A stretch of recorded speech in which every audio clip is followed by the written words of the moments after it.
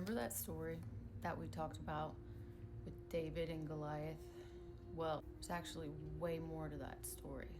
David was anointed king. Before he was anointed king, there was already a king, King Saul. David was recognized by King Saul when he took down the giant.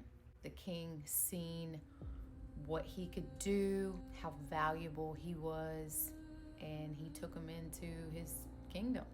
But then he became jealous of him, found out that God no longer wanted him to be king because he wasn't worthy of it, and that David was supposed to be king.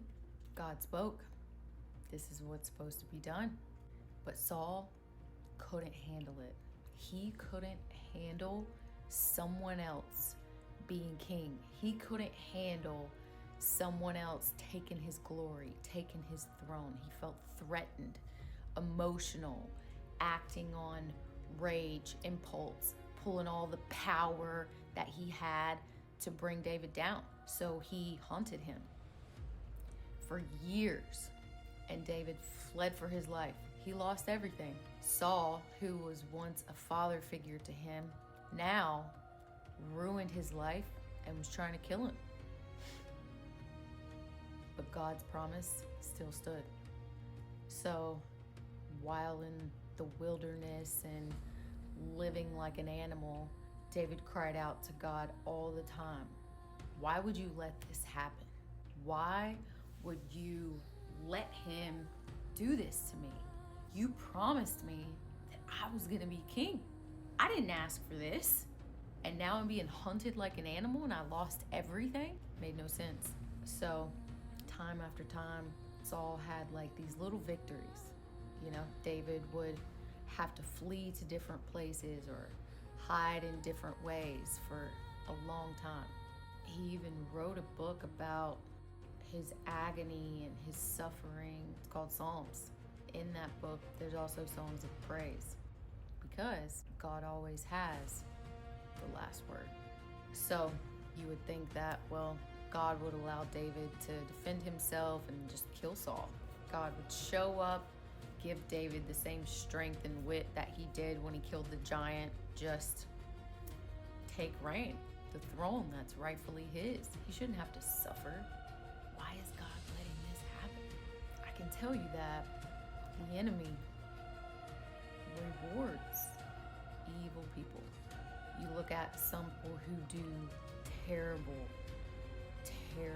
nasty things, probably sit on their thrones with their money and property and prestige, and they just get away with all this bad shit while little people suffer. You would think, well, why would God let this happen? Why doesn't he just step in and do something? How do these people get to just live like this? The devil is the father of deception.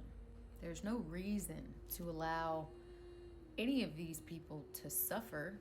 If they're doing his dirt, he rewards them with things of the earth, money, property, power. So they sit in deception, real comfortable. But God always has the last word. Saul ends up dying. It's real easy to know how this story goes. Good always wins in the end. It may take a while, but God always has the last word. Saul doesn't die by David's hand. He doesn't die by any sort of revenge or retaliation that David could bring. You don't know how he died? By his own sword. Lost everything, including his life. What may seem like losses, losing battles here and there, doesn't mean that you're gonna lose the war. It means that God is gonna have his glory. So eventually, when those people are done reigning on their thrones, when God says so, but it won't be because of retaliation. It'll be because God always has the last word.